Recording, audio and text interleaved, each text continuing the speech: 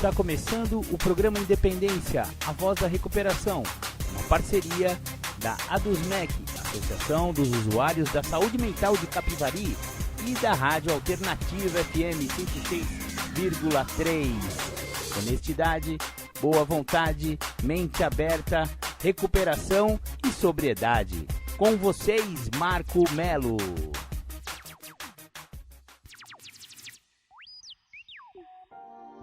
Marco Melo sou eu, sejam todos muito bem-vindos, sejam todas muito bem-vindas ao programa Independência, a voz da recuperação de hoje, que começa na semana do dia 22 de janeiro de 2023, bacana, hoje vamos tratar de um assunto bem interessante, vamos resenhar a respeito do livro A Etiologia da Doença e da Saúde Mental e Emocional. Esse é o título do livro oficial de Neuróticos Anônimos, isso mesmo. Então vamos falar sobre o NA Verde hoje, vamos falar sobre este livro. Bacana, mas primeiro vamos ouvir aquela do The Flanders, Um Dia Perfeito.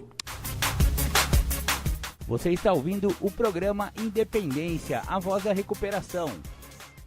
Muito legal, estamos de volta aos estúdios do programa Independência. Você ouviu The Flanders, Um Dia Perfeito. Essa música é para dar aquele toque na galera que o álcool pode ser que esteja já fazendo um estrago na sua vida e você não percebeu. É o que aconteceu com o personagem dessa música. Era ídolo do esporte, zerou videogame, ele era querido da galera, sempre a mulherada com ele, sempre a rapaziada com ele. Enfim, parecia que era uma pessoa bem sucedida, e até era em todos os aspectos, exceto por uma que ele não era tão bem sucedido assim, o controle sobre o álcool. E é esse o toque que essa música dá. De repente você já pode ter desenvolvido a doença do alcoolismo e não ter percebido ainda, porque ela é muito sutil, ela chega comendo pelas beiradas, como já falamos em um outro programa Independência aí pra trás. E é isso que acontece com o alcoolismo.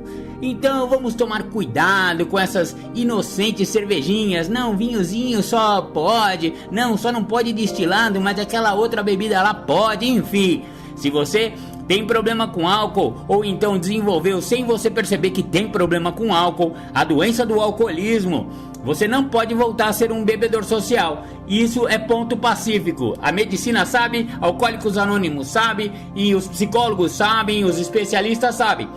Desenvolveu a doença, já era, não dá mais pra beber, negão. Acabou o álcool na sua vida. Você tem que se conformar com isso. Ah, mas Marcão, será que depois de algum tempo que eu tiver sóbrio eu não posso voltar a tomar uma cervejinha de boa? Olha, nego, eu acho que não é muito sugerido não, velho. Eu acho que não dá certo, mano. Mesmo porque a hora que você parar de beber e desenvolver uma nova maneira de viver, a hora que você perceber como a sobriedade é muito melhor do que qualquer tipo de bebedeira, você mesmo não vai querer voltar lá onde você estava. Porque esse prazer aí imediato, ele não é tão prazeroso assim. A gente acaba se apegando a ilusões, né? A falsas alegrias, que não são bem alegrias, são apenas euforias. Então, vamos tentar viver uma vida sóbria que é muito melhor para todo mundo. Maravilha, mas hoje não vamos falar sobre álcool. Hoje vamos resenhar o livro oficial de Neuróticos Anônimos, A Etiologia da Doença e da Saúde Mental e Emocional, a nova ortopsicologia que funciona. São transcrições do Jornal da Saúde Mental. Esse é o livro número 3 de Neuróticos Anônimos, autorizado pela literatura oficial. Só para terminar o prefácio que eles falaram aqui, ó, sentimos-nos muito agradecidos em apresentar a etiologia da doença e da saúde mental e emocional, pois sabemos que ela será de grande valia para o conhecimento humano e para alívio do sofrimento da humanidade. Afirmamos que o mistério em relação à doença e à saúde mental e emocional deixou de existir, pois tanto uma como outra podem ser explicadas de maneira muito simples. Assim como a doença é causada pelo egoísmo, a saúde é proporcionada pelo amor. Já houve mesmo quem dissesse que o ser humano precisa amar para que não acabe se destruindo. Estamos em pleno acordo e também dizemos praticamente a mesma coisa. O ser humano precisa amar para que não seja vítima de grave doença mental e emocional e acabe se destruindo. Vem bem a propósito aqui a oração da mãe de uma companheira de São Paulo, Brasil, que diz o seguinte: Senhor de toda a humanidade, possam os bons ventos levar o amor de N/A aos 4 cantos do mundo, para benefício não só dos que estão doentes, mas para os que têm saúde também. A etiologia apresentada por N/A tem dado certo onde quer que tenha sido aplicada, isto é, em muitos países e por pessoas de diferentes condições sociais ou financeiras, de línguas diferentes e que professam ou não qualquer tipo de fé. A solução, portanto, é a etiologia da doença e da saúde mental e emocional. Esse é o texto do Grover P. Grover é o cofundador aí de Neuróticos Anônimos. Maravilha, maravilha. Então, para você ter uma ideia mais ou menos o que é Neuróticos Anônimos, então eu vou ler aqui um trechinho da apresentação deles, né? Neuróticos Anônimos faz para a pessoa emocionalmente perturbada, abre parênteses, neurótica, fecha parênteses, o que Alcoólicos Anônimos faz para o alcoólico. Funciona da mesma maneira que AA. N/A é uma irmandade composta de grupos de pessoas que se reúnem com a finalidade de solucionar seus problemas emocionais mediante a prática do programa de recuperação de Alcoólicos Anônimos, adaptado para o N/A. Neuróticos Anônimos existe com o único propósito de ajudar as pessoas emocionalmente perturbadas a se recuperarem da sua doença e a permanecerem recuperadas.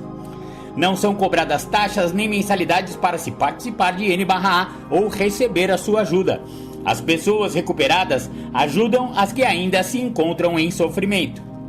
Todas as pessoas são bem-vindas às reuniões abertas de Neuróticos Anônimos. As portadoras de problemas emocionais são bem-vindas às reuniões fechadas. Alcoólicos Anônimos bondosamente concedeu a permissão à N/A para usar os seus passos e seu programa, como já tem feito em relação a outras irmandades anônimas. Desejamos expressar nossa gratidão a Deus e a Alcoólicos Anônimos por nos terem proporcionado os instrumentos necessários à nossa recuperação, os quais recebemos de Deus por intermédio dele.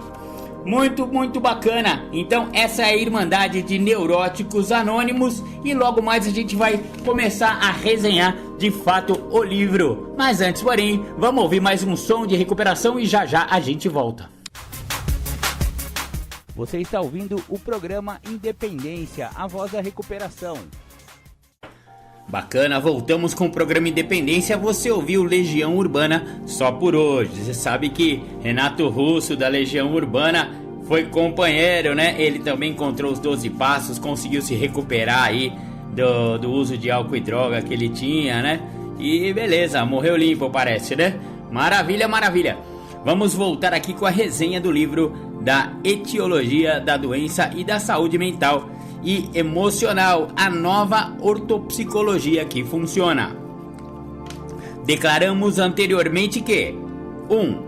A causa da doença emocional e mental é o egoísmo inato. Egoísmo esse que impede a aquisição da capacidade de amar. E também declaramos que 2. A cura da doença mental e emocional e o consequente segmento da saúde mental e emocional resultam da eliminação do egoísmo e da aquisição da capacidade de amar. O que agora declaramos e iremos demonstrar, para isso nos apoiando em descobertas científicas, é que 2 fatos acima constituem a etiologia da doença da saúde mental e emocional. Esses fatos são absolutamente verdadeiros e esclarecem tudo o que diz respeito à saúde mental e à doença emocional, não havendo necessidade de nenhum outro dado. Como componentes que são da etiologia, eles formam a base da nova ortopsicologia que aqui vamos apresentar. O fato de que todo ser humano nasce egoísta já foi plenamente comprovado pela ciência. Na realidade, já se sabe que todo organismo animal situado em posição suficientemente alta na escala evolucionária das espécies nasce egoísta. Este egoísmo inato é necessário para assegurar a sobrevivência do organismo nos seus primeiros estágios de vida. Mas sendo útil apenas nesses estágios, ele precisa logo ser mudado a fim de que o organismo possa se desenvolver normalmente. Também já foi comprovado pela ciência que as crianças e os animais precisam aprender o mais breve possível depois do nascimento a conviver em sociedade. Isto é, precisam ser ensinados a desempenhar seu papel no sistema cultural ou social em que nascem. As crianças precisam aprender a conviver com seus semelhantes, o que na realidade significa que elas precisam eliminar seu egoísmo infantil inato e aprender a amar, a cooperar e a refrear seus desejos quando estes se encontram em conflito com os direitos dos outros. A ciência também já demonstrou amplamente que os animais precisam ser disciplinados e ensinados a viver na sociedade de que fazem parte. É comum uma cadela punir o filhotinho que lhe morde a teta enquanto mama, ou que empurra o outro filhote para tirá-lo dali. Sabemos que as fêmeas costumam rosnar em advertência aos seus filhos, e quando eles se desgarram, elas os obrigam a voltar para junto de si. Também sabemos que os animais precisam ser ensinados a caçar e a cuidar de si mesmos, o que naturalmente envolve muita disciplina. E nesse disciplinamento pela sobrevivência, o egoísmo não tem lugar. Tudo começa, porém, muito mais cedo, antes mesmo do nascimento. Começa, na verdade, na concepção. Alguns anos atrás foi divulgado um importante estudo científico muito significativo, um verdadeiro avanço no campo da ciência, que constatou fatos surpreendentes que comprovam e esclarecem por que se nasce egoísta. Infelizmente, esse estudo foi praticamente ignorado, ninguém lhe deu atenção. Aparentemente, ninguém percebeu sua importância. Suas descobertas, entretanto, esclarecem, demonstram e especificam os fatos que revelam por que motivo você nasce egoísta. Este estudo é uma contribuição inestimável. Ele prova que o egoísmo é inato nos organismos animais. Aliás, de onde veio o egoísmo é que muita gente sempre se preocupou em saber. A ciência, porém, já nos revelou a sua origem. Revelou-nos também que o egoísmo inato está presente em toda a criança e em muitos animais. Esse importantíssimo estudo científico demonstrou que o pequenino embrião humano não se desenvolve passivamente. Ele é, ao contrário, muito ativo. Ele nada ou se movimenta rapidamente em seu cálido e protegido ambiente, onde tudo de que necessita lhe é provido. Não permanece de forma nenhuma inativo em seu desenvolvimento, conforme se pensou durante muito tempo. Ele não é uma vítima passiva. Quase desde o momento da concepção, ele se movimenta e explora o ambiente, tornando-se ainda mais ativo à medida que vai crescendo.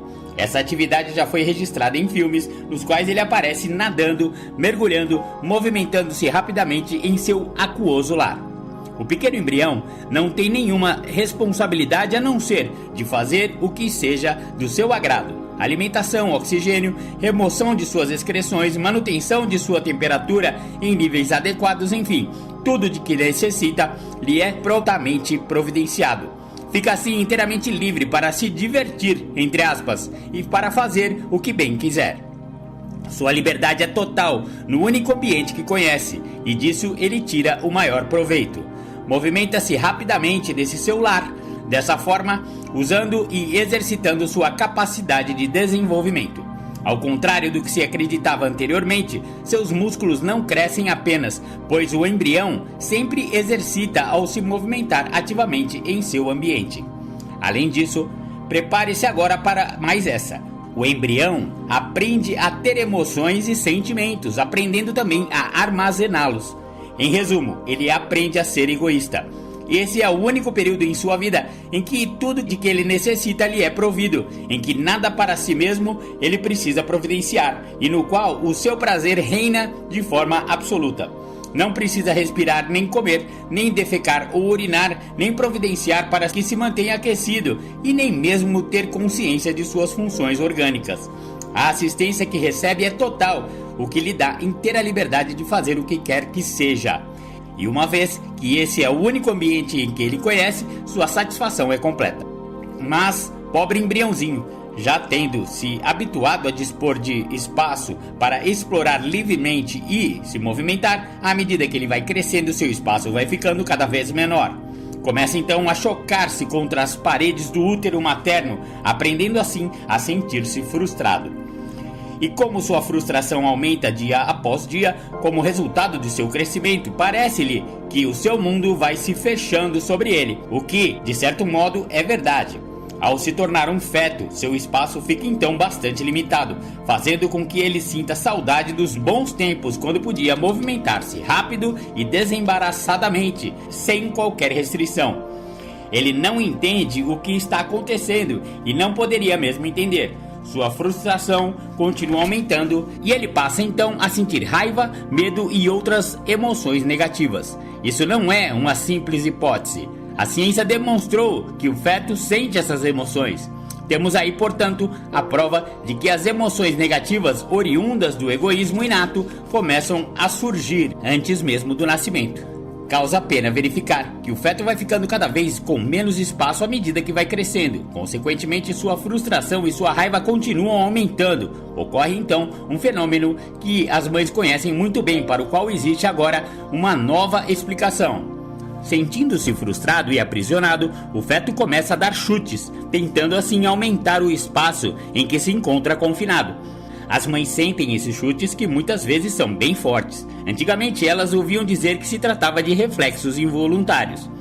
Entretanto, novos dados a respeito deste fato demonstram que o feto chuta por causa de sua frustração e na tentativa de ampliar o seu ambiente.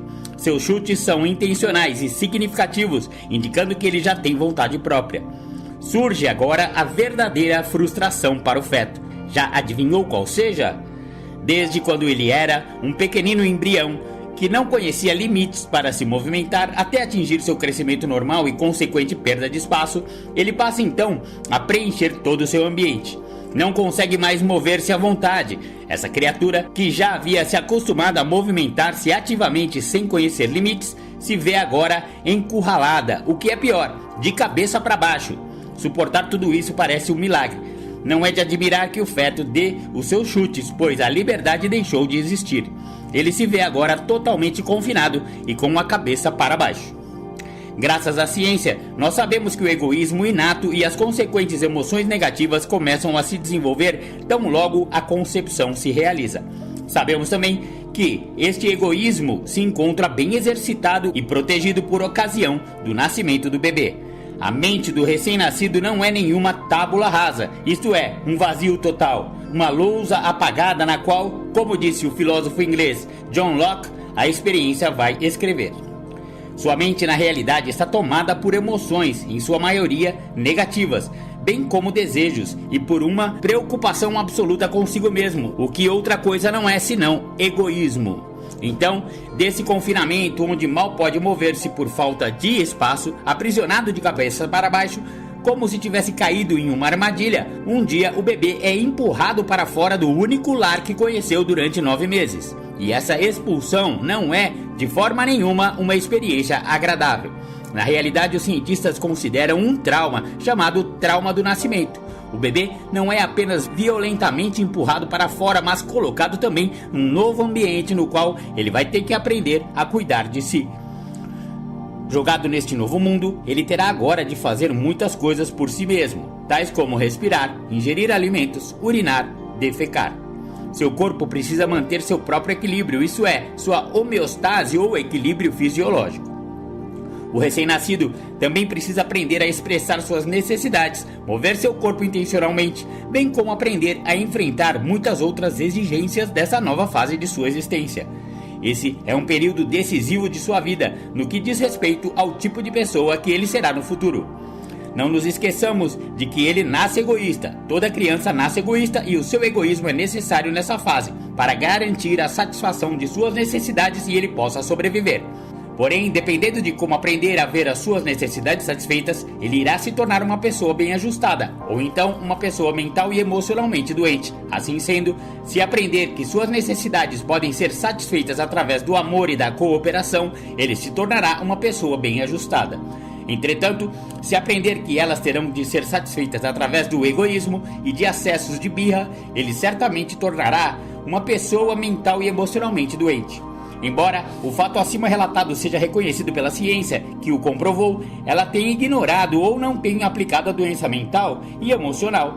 Realmente é uma pena. Aprendemos a respeito deste fato quando estudamos psicologia clínica, mas ainda não vimos nenhum cientista ou qualquer outra pessoa fazer uso desse conhecimento como deveria ser feito. A doença mental e emocional, portanto, tanto quanto a saúde mental e emocional, são determinadas por ocasião do nascimento no período logo após o nascimento. É tudo muito simples. Se o recém-nascido começar logo a aprender a amar e a cooperar, ele se tornará uma pessoa mental e emocionalmente sadia. Se não aprender a amar e cooperar, permanecerá egoísta. Seu egoísmo inato acompanhará ele e se tornará uma pessoa mental e emocionalmente doente. Vários de meus professores de psicologia me disseram a mesma coisa. Psicólogos, psiquiatras, contudo, não têm se valido deste esclarecimento sobre a origem tanto da doença como da saúde mental e emocional.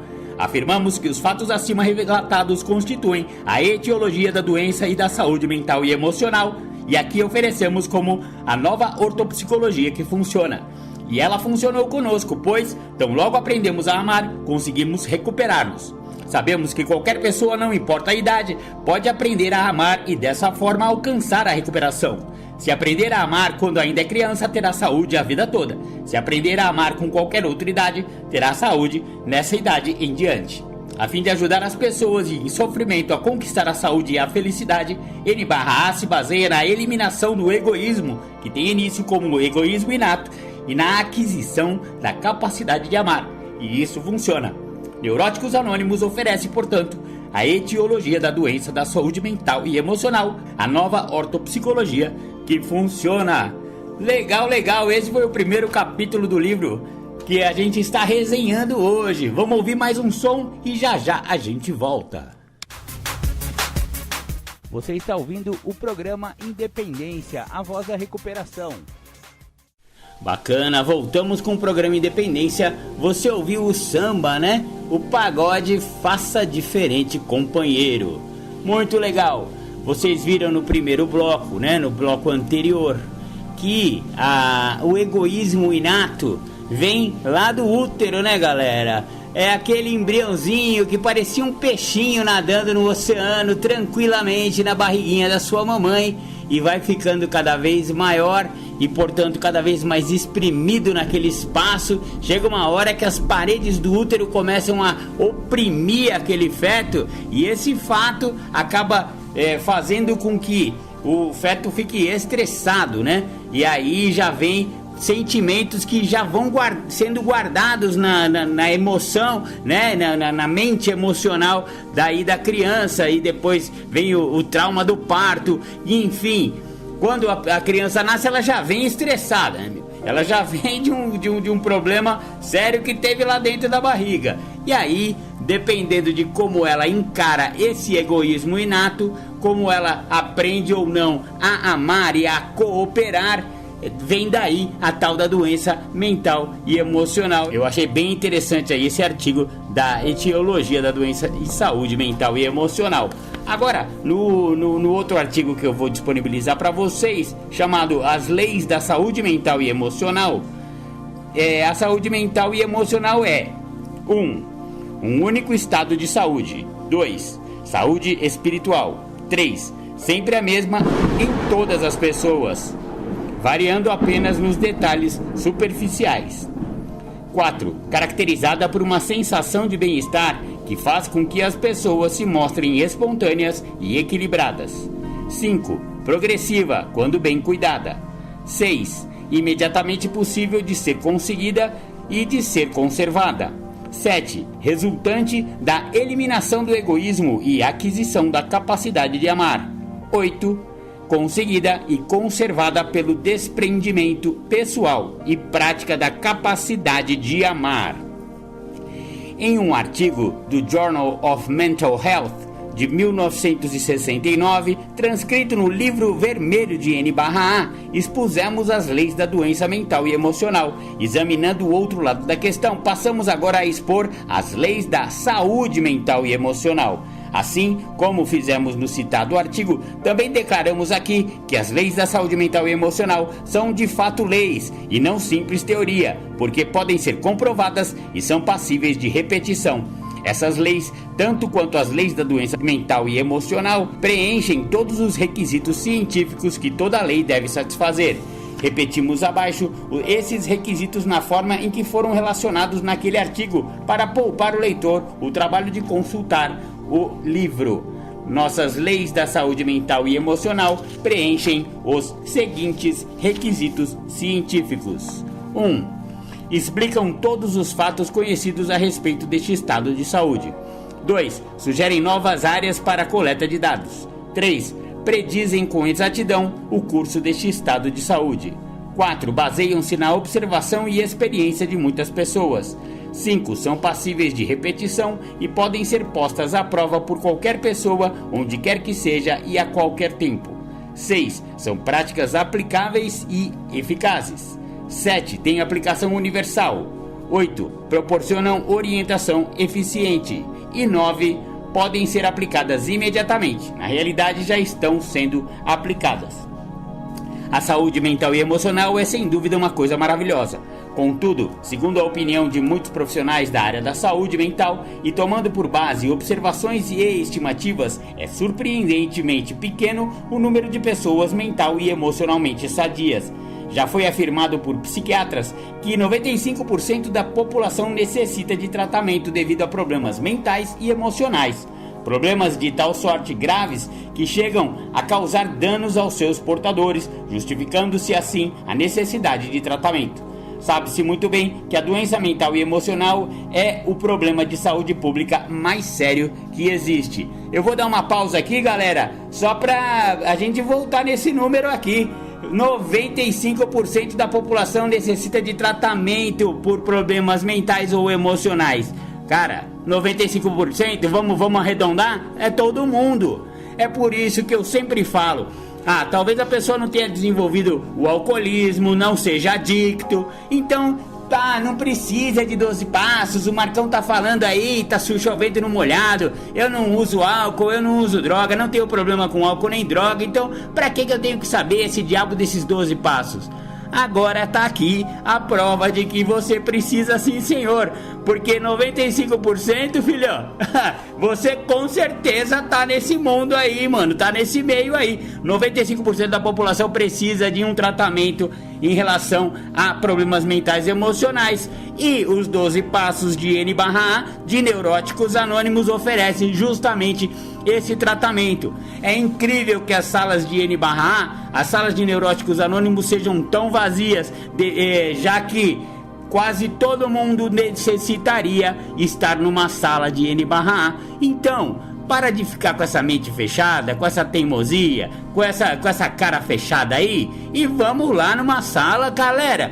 Mano, tem sala pra tudo quanto é lado aí. É só você procurar lá no site do N/A, no site de Neuróticos Anônimos. Dá um Google lá, galera, dá um Google lá. Acha uma sala de N/A, vai lá, veja com a mente aberta, chega lá com honestidade, mente aberta e boa vontade e participa de pelo menos, eu vou dar uma sugestão pra vocês, pelo menos 6 reuniões. Vai lá 6 semanas. Se na sua cidade for uma reunião só por semana, como é aqui na minha cidade de Atibaia, pelo menos 6 reuniões seguidas, aí você me responde se aquilo é pra você ou não. Não adianta ir numa reunião e falar, não, isso aí não tem nada a ver comigo. Ou então nem ir e achar que isso não é nada a ver comigo. Ou então só foi lá no Google, olhou ali um artiguinho lá na internet e fala, não, isso aí não tem nada a ver comigo. Não, vamos parar. Tem que aceitar a sugestão do programa Independência. 6 reuniões, uma atrás da outra, toda semana, ou se for vários dias por semana, melhor ainda, porque vai ser em menos tempo. Mas de qualquer forma, 6 reuniões, aí você me responde, aliás, não a mim, né? Você responde a si mesmo. Se esse programa de 12 passos, que vai ajudar você a resolver problemas mentais e ou emocionais, não servem para você, eu tenho certeza que se você tiver um pouquinho de humildade, mente aberta e boa vontade, você vai abraçar essa irmandade e vai adorar esse tratamento, que na verdade neurótico é quase todo mundo, tá aqui 95%. Neurose é uma coisa que a própria pessoa vai falar, não, realmente eu tenho aí um grauzinho de doença emocional, que eu preciso de tratamento, eu preciso olhar pra mim, e é isso que N/A oferece. Bom, continuando com o artigo. A saúde mental e emocional é tão rara que, aos poucos, as pessoas que gozam dessa saúde formam apenas uma pequena minoria, uma vez que a grande maioria das pessoas, 95% da população, sofre da doença mental e emocional. Podemos mesmo dizer que, do ponto de vista estatístico, a ocorrência da doença mental e emocional pode ser considerada a norma. Consequentemente, podemos, da mesma forma, dizer que as pessoas mental e emocionalmente doentes se situam na faixa do que pode ser considerado normal. E como as pessoas mental e emocionalmente sadias, no extremo oposto, constituem uma minoria muito pequena, né, galera? São só 5% de pessoas que são saudáveis mental e emocionalmente. É esse o número, nego. Podemos também dizer que elas estão compreendidas na faixa que pode ser considerada como anormal. Olha só que engraçado.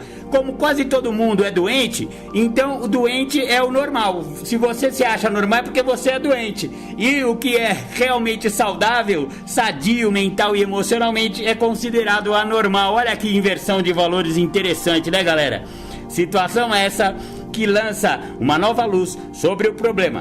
Ninguém precisa se envergonhar de estar mental e emocionalmente doente, pois é a coisa que normalmente acontece com os que fazem parte da grande massa. Isso é 95% da população. E fazer parte dos 5% restantes pode até dar uma sensação de isolamento.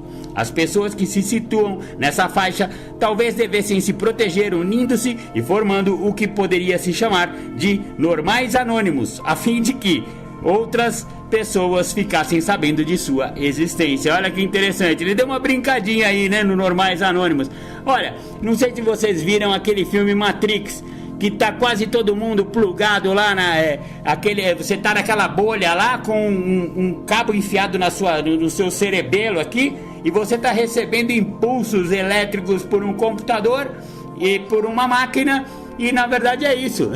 A galera que está acordada, digamos assim, que está sadia, que está fora da Matrix, é só 5%. 95% tá tudo plugado. Então de repente você tá plugado lá e tá tomando a pílula azul e não quer tomar a pílula vermelha para sair daquela situação. A verdade é essa. O programa de 12 passos para aqueles mentalmente, né, 95% da população, é justamente você tomar a pílula vermelha e conhecer realmente a verdade. Muito bacana. Vamos dar continuidade aqui. Uma vez que 95% da população mundial está doente, torna-se evidente que o mundo também se encontra doente. A solução, porém, é simples. Proporcione-se recuperação às pessoas doentes, que o mundo também se recuperará. Os problemas da humanidade só deixarão mesmo de existir quando ela estiver mental e emocionalmente recuperada. Muito tem sido escrito sobre a doença mental e emocional, porém pouco se tem feito em relação a este mal.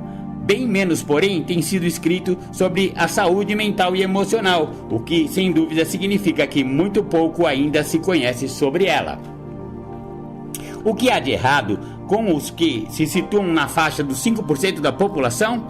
Será que estão guardando segredo? Por que não compartilham a solução? Eles certamente desejam compartilhar, mas não encontram receptividade por parte dos que se encontram na faixa dos 95%, pelos quais não conseguem fazer-se entender. Na realidade, o segredo da saúde mental e emocional é conhecido e vem sendo aplicado há muitos séculos. Ele é de fato tão velho quanto a humanidade. Entretanto, é a própria humanidade que, tapando os ouvidos e os olhos, tem impedido que o homem dele faça uso para ter uma vida plena, rica e gratificante. Apesar do fato de que, desde o início da humanidade, inúmeras pessoas conseguem viver de forma maravilhosa mediante a aplicação deste, entre aspas, segredo, a doença emocional vem se alastrando ao longo dos séculos. Temos, porém, uma boa notícia. Toda pessoa, se assim o desejar, poderá agora adquirir saúde mental e emocional. O segredo está à sua disposição para ser aplicado. Somos muitos os que já o encontramos e aplicamos e continuamos aplicando este segredo. Continuamos a recuperar-nos e somos hoje pessoas saudáveis e felizes. Olha só que legal, galera. Agora, tá um tom assim, parece até aquele lembra do O Segredo? Era um vídeo, era um filme, também era um livro e você tinha que ler para entender e tal. Aqui não tem não é nada hermético, galera, não é nada esotérico não, viu? Estamos falando de um programa tranquilo, sério, de 12 passos, onde você vai admitir a sua impotência perante suas emoções, perante a sua doença mental e emocional, e vai seguir esses 12 passos que tanto falamos aqui, né? Vamos dar continuidade. Adquirir saúde mental e emocional significa eliminar a própria doença mental e emocional, o que equivale a dizer que adquirir a capacidade de amar significa eliminar o egoísmo. Fatos esses que podem ser resumidos em uma simples fórmula. Saúde mental e emocional é amor. Doença mental e emocional é egoísmo. Olha que interessante, tanto quanto no alcoolismo e na adicção, cujo núcleo da doença é o egoísmo, o egocentrismo, a doença mental e emocional é igualmente regida, né? Tem um núcleo também no egoísmo. E é muito interessante isso, porque todas as doenças têm esse interrelacionamento, tanto o alcoolismo, quanto a adicção, quanto a codependência e quanto a neurose ou a doença mental e emocional estão fundamentadas no mesmo princípio. E por isso que os 12 passos se aplicam a todas essas doenças, mesmo elas sendo diferentes, entre aspas, né? Alcoolismo, adicção, codependência e neurose, elas têm esse elo de ligação, esse denominador comum, que é o egocentrismo e o egoísmo. E a, entre aspas, cura ou a recuperação está também nos 12 passos da recuperação. Muito interessante isso, né? Então é por isso que esses programas de 12 passos funcionam para tão diversos problemas de saúde mental ou de saúde física. Muito interessante. Essa fórmula é tão simples que o segredo é a chave para a aquisição da saúde mental e emocional. Nada mais se torna necessário. Poderíamos acrescentar outras palavras, tais como compreensão, bondade, préstimo. Acontece, porém, que essas palavras expressam qualidades que são manifestações do amor, e quando o amor está presente, tudo mais que se refere ao altruísmo também está presente. A pessoa que ama sabe como agir, como encarar os seus problemas, como tratar seus semelhantes, como usufruir a vida. Em suma, ela sabe como viver bem e plenamente. A pessoa doente, ao contrário, o que ela sabe é continuar doente. É tudo que ela sabe fazer, né, galera? Se você tá doente, o que você tá treinado a continuar doente. E olha só que o antídoto pro egoísmo é o amor. E é por isso que se trabalha muito o autoconhecimento nessas irmandades anônimas, porque ela tem que despertar justamente esse amor intrínseco do ser humano, essa espiritualidade que é traduzida por amor. É por isso que funcionam esses programas. A pessoa doente precisa, portanto, aprender a amar. As criancinhas, quando nascem, não sabem amar. Elas nascem egoístas, necessariamente egoístas, para que possam sobreviver. Todavia, embora nasçam egoístas, elas são dotadas de capacidade de aprender a amar. As pessoas doentes são as que não aprenderam a amar. As sadias, ao contrário, são as que aprenderam a amar. Essa é a diferença entre a grande maioria dos 95% e a pequena minoria dos 5% da população. Uma vez que se faz necessário aprender a amar para adquirir saúde mental e emocional, como é que se pode aprender a amar? Existe, graças a Deus, um meio de conseguir isso.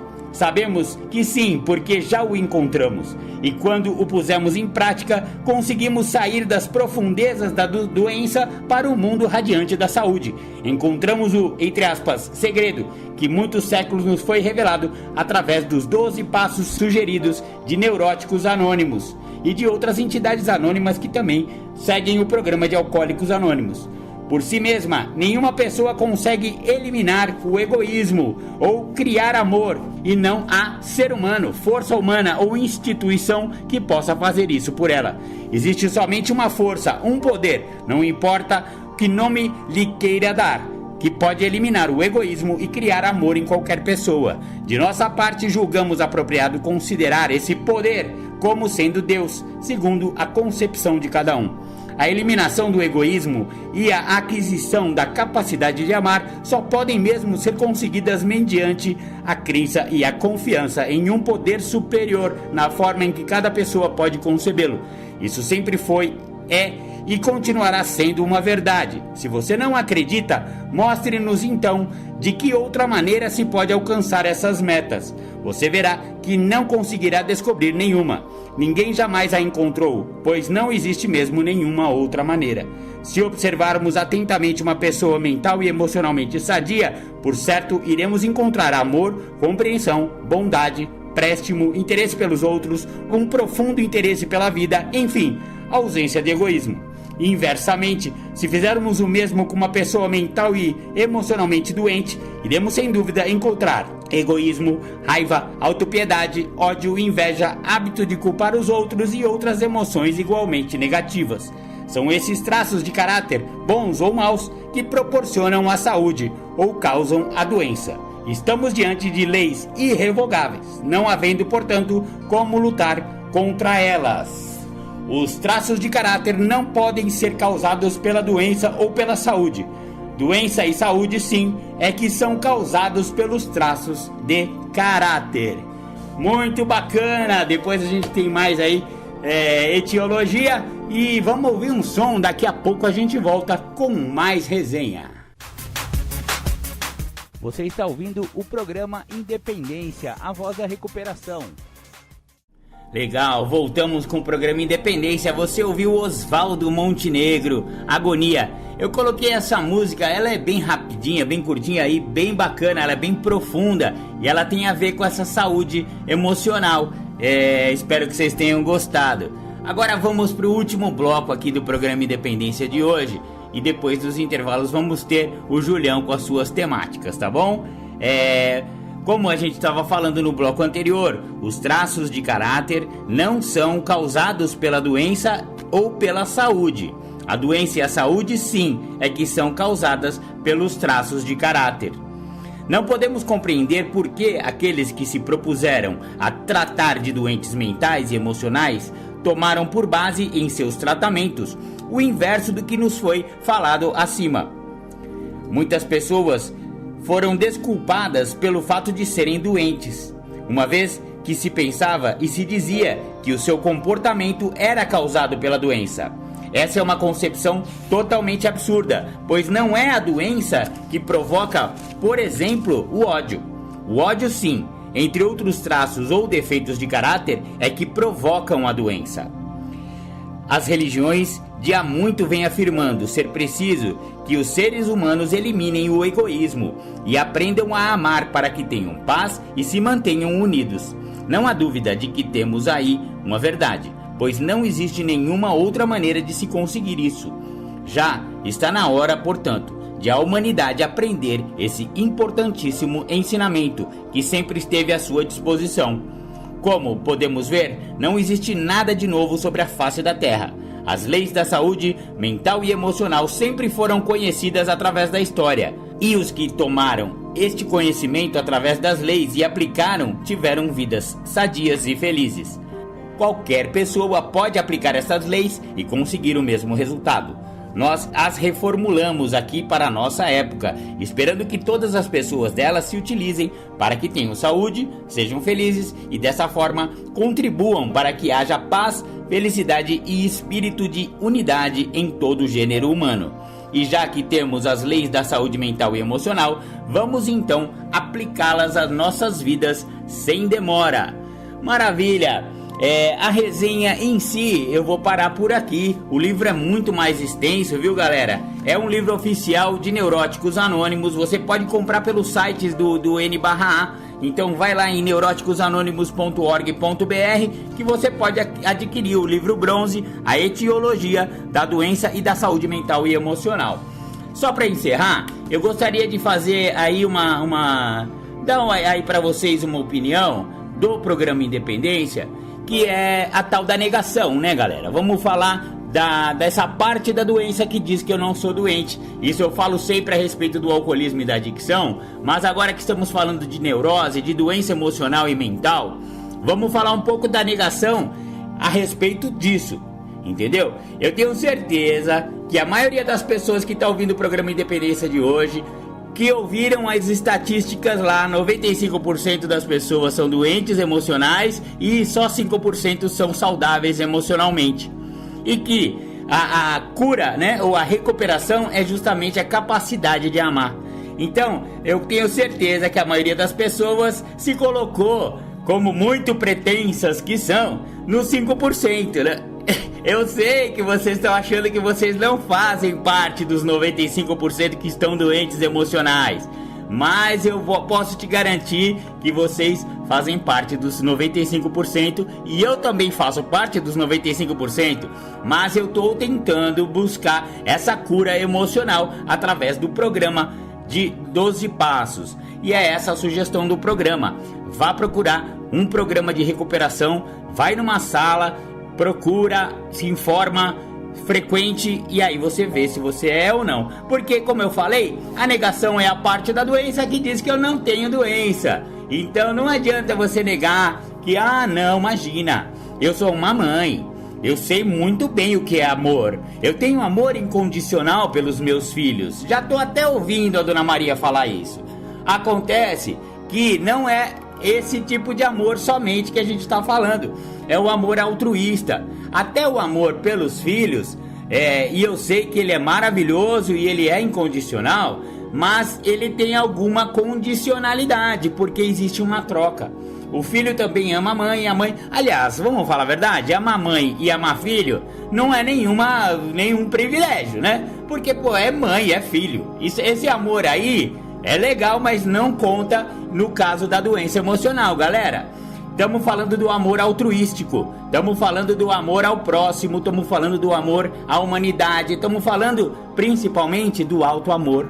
E é isso que é o problema. Às vezes a pessoa tem realmente um amor incondicional pela mãe, mas a pessoa não se ama direito. A pessoa ainda não conseguiu fazer uma autoanálise suficientemente poderosa que tenha total auto-amor, sabe? Então, os casamentos não dão certo, as relações profissionais não dão muito certo, é uma pessoa difícil de lidar, etc e tal. Por quê? Porque não tem essa capacidade de amar. Então, não vamos tentar nos colocar no 5%, tá, galera? Vamos partir do princípio que todo mundo tá doente e que precisamos de tratamento. Vamos olhar um pouquinho para si mesmo, sair desse pedestal, sair desse púlpito. E mesmo que você seja uma pessoa religiosa, que faça trabalhos de caridade, etc e tal, vamos tentar olhar para a doença emocional. Vamos tentar olhar para si mesmo com muita parcimônia e com muita sinceridade, gente. Vamos parar de negar as nossas doenças emocionais, né? E vamos procurar uma ajuda. Você viu no livro Bronze que acabamos de resenhar que a cura da doença emocional é o amor incondicional. E a gente vai buscar esse amor incondicional a partir de um tratamento muito óbvio, muito sério e aberto para todos. Aí é que tá, não tem esoterismo aqui não. É uma coisa que é só você ir e começar a praticar. Admitir a impotência, acreditar que um poder maior pode te devolver a sanidade, porque quem não está amando dessa forma como a gente descreveu, ele está nos princípios da insanidade. Ou seja, insanidade é a mesma coisa que louco, gente. A gente está louco porque a gente não consegue amar. Sabe uma prova disso? É só você ver a política aí, só você ver esses últimos anos, como tem sido polarizado o amor, né? Olha só, eu sou dessa turma aqui, eu odeio a outra turma ali. E aí, isso chegou a um ponto de pessoas invadirem prédios públicos, sabe? Pessoas quererem matar umas às outras, quererem depredar patrimônio. Olha, isso daí é uma prova total de desamor. Essa briga que tá no WhatsApp aí, que você é daquele ou você é do outro, isso aí é uma prova de que você está doente emocional. E eu estou também doente emocional, eu não estou me tirando desse rol, tá, galera? Porque parece, o Marcão fica lá cagando regra, desculpa a palavra, e acha que ele não é. Não, eu não acho que eu não sou. Eu tenho consciência de que eu sou, mas eu estou no tratamento. Eu vou ainda atingir, se Deus quiser, esse amor, esse alto amor e esse amor incondicional, esse amor pela humanidade, pelo próximo, né? Aliás, né, aos cristãos que estão me ouvindo, é justamente esse o ensinamento central do Cristo, né? Jesus não veio aqui justamente para falar, amai ao próximo como a si mesmo e a Deus acima de todas as coisas. Pronto. Tá aí. Por isso que o livro Bronze que a gente acabou de resenhar falou que esse conhecimento da cura da doença emocional vem desde sempre, desde o começo dos tempos. E o Cristo veio aí justamente para reafirmar essa máxima. Só que ele já foi há mais de 2000 anos e continuamos com a tia do Zap odiando um e o tiozinho do Zap amando o outro. Só que detesta, sabe? Essa polarização é uma prova intrínseca de que existe desamor no nosso país e no mundo. Então, vamos amar mais, galera, e vamos procurar a recuperação através dos 12 passos, que é o jeito mais eficaz para a cura da doença mental e emocional. Espero que vocês não tenham se ofendido com esse gordelo que vos fala. Eu falo de coração e é justamente porque eu quero dar uma ajuda, porque eu recebi essa ajuda de graça e eu estou transmitindo essa ajuda que eu recebi para vocês através do programa Independência. Maravilha, maravilha, vamos ficando por aqui hoje. Um beijo no coração de todos. Peço perdão se vocês não entenderam exatamente o que eu queria dizer, mas a minha intenção é justamente que você se ame para que você possa amar. Tamo junto, tamo junto. Até o domingo que vem. Agora vem com o Julião, as temáticas do dia, logo após os intervalos. Fiquem com Deus, beijo no coração. Tchau, tchau, gente. Você que ouve o programa Independência, convido a ouvir pelas plataformas de podcast. O programa Independência está no mixcloud.com/programa Independência. Estamos no anchor.fm/Marco-Melo. Estamos também no Spotify. Procure lá pelo Spotify, pelo buscador Programa Independência, assim como no Google Podcast. Também procure pelo buscador do Google Podcast o Programa Independência. Estamos também no YouTube, youtube.com/MarcoMelo1969. Curta nossas redes sociais. O Programa Independência está no facebook.com/programa.independência e no instagram.com/programa.independência. Curta também as redes sociais de Marco Melo, facebook.com/marco.melo.1969 ou então no Instagram, instagram.com/marcoacmelo69. Entre em contato com a gente, programa.independência@gmail.com ou então pelo WhatsApp 11 99675 2115.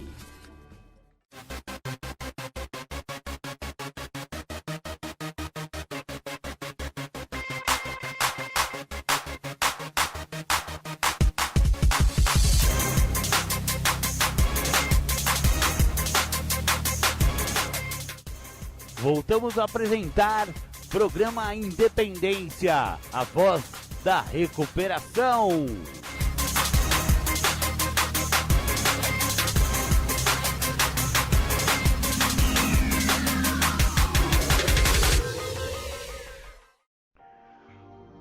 Obrigado aí pelo momento e pela oportunidade de poder falar do programa. Existe uma possibilidade grande para aquelas pessoas que vão viver o que o programa tem a oferecer, de reconhecer o motivo que o programa veio fazer parte na vida da pessoa. Esse motivo se dá quando eu venho acreditar em algo. E o que eu tenho que, eu, Júlio, vir acreditar? No que está funcionando para o outro. O que me traz até onde eu chego é justamente o que me impede de ver o que está funcionando para o outro. É o meu ego, é a minha exigência, é a minha rigidez. Esse ego rígido que impõe e exige, ele me impede de entender o que está funcionando para o outro.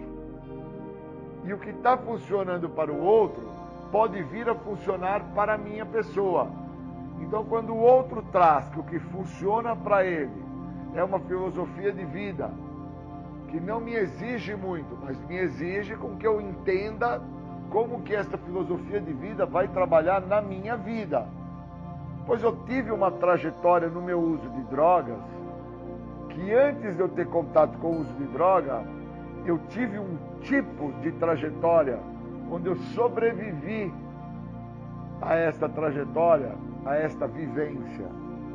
E depois eu passo a viver dentro de uma trajetória com o uso do químico e passo a sobreviver dentro dessa trajetória através do uso do químico. Então, antes de eu chegar ao uso do químico, eu vivi uma trajetória que envolveu mágoas, ressentimentos, tristezas, depressões e angústias.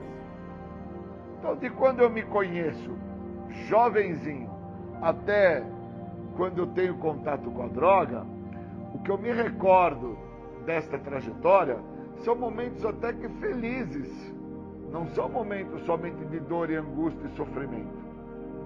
Mas depois que eu tive o contato com o uso da droga, até o contato que eu tenho com o programa, o que eu consigo me recordar é que muito do que eu vivi nesta trajetória, eu sobrevivi para poder manter-me dentro do uso da substância.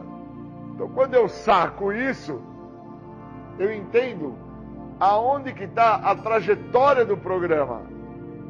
A trajetória do programa se encontra dentro de uma parte muito pequena que fala na literatura dos grupos anônimos como uma parte pouco vista e pouco olhada pelas pessoas que têm a doença da adicção, que é a negação.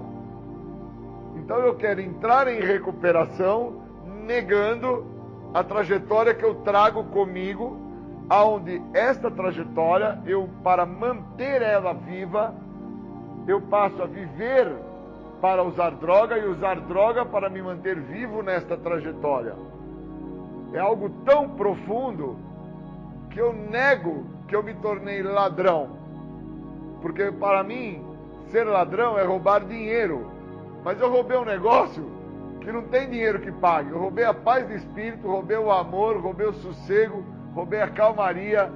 Eu roubei uma série de virtudes dos meus pais, dos meus amigos, dos meus educadores. E isso aconteceu muito antes de eu ter o contato com a droga. Então, na minha trajetória da minha infância, eu já trazia um comportamento a qual a exigência e a imposição desse comportamento já era regido pelo meu egocentrismo.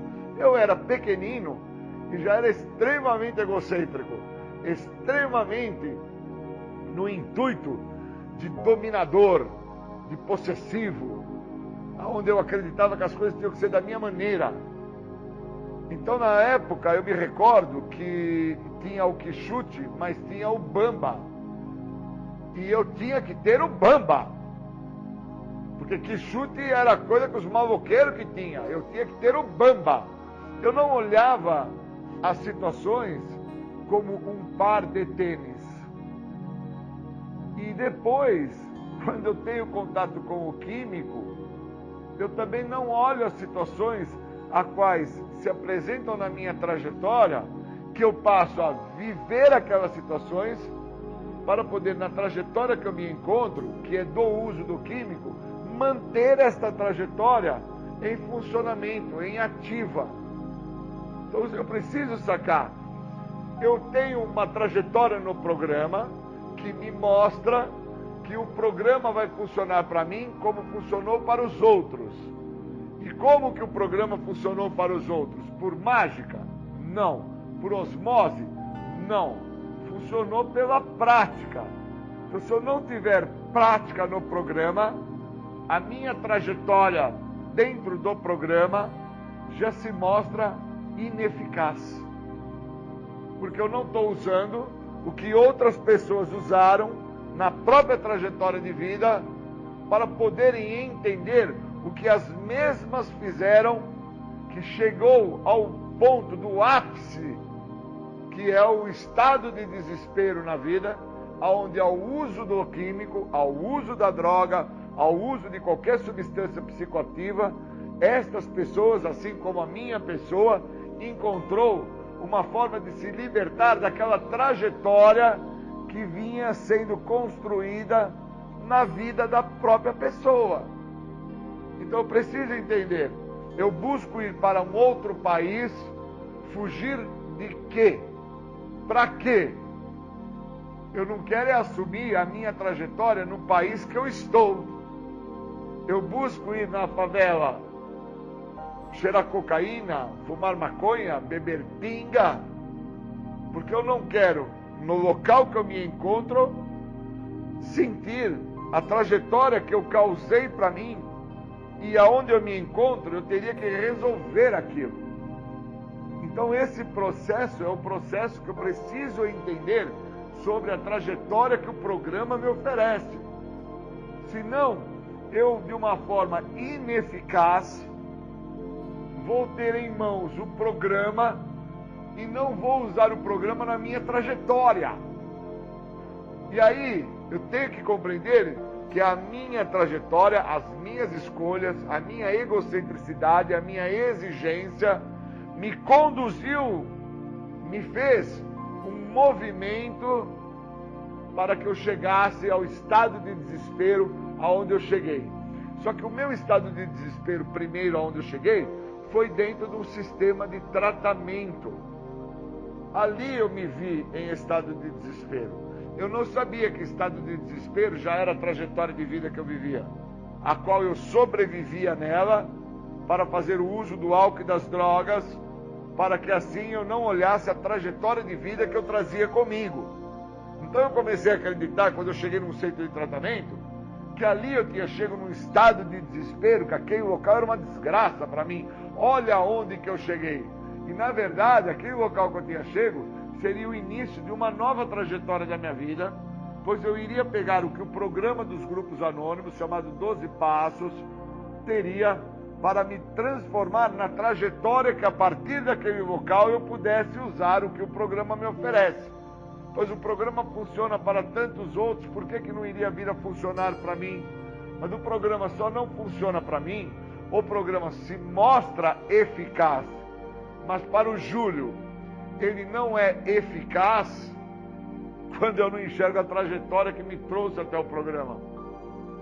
Porque na minha trajetória, o que me faz chegar ao estado de desespero, que foi quando eu cheguei ao centro de tratamento, achando que ali era o total desespero, e na realidade, o total desespero já se apresentava na minha trajetória de vida muito antes.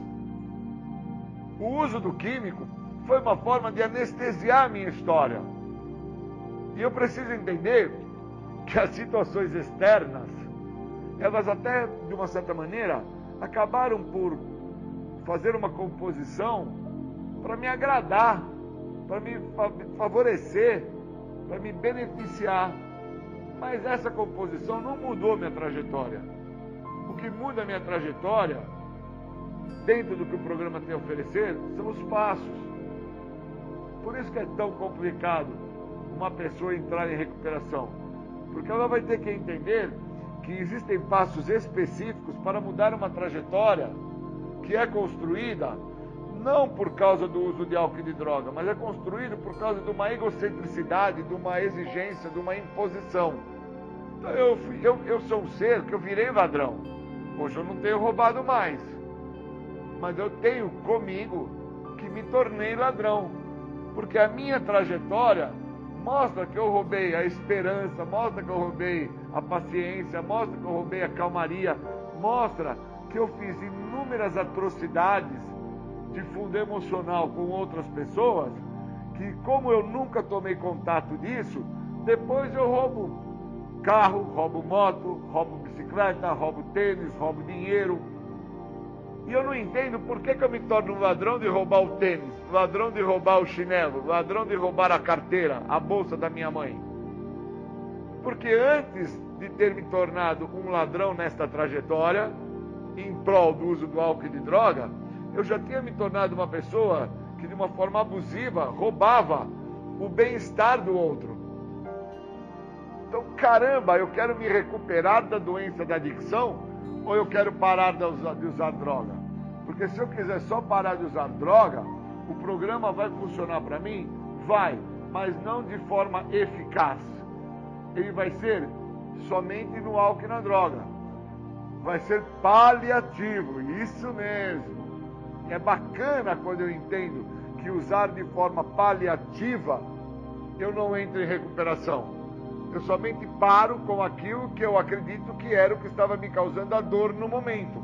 Por isso que eu tenho que entender que quando eu roubo um dinheiro da bolsa da minha mãe, roubo um tênis de alguém, roubo uma camiseta de alguém, roubo um chinelo de alguém, o devolver é paliativo. Eu preciso assumir. Somente quando eu assumo é que eu uso o que o programa tem a me oferecer.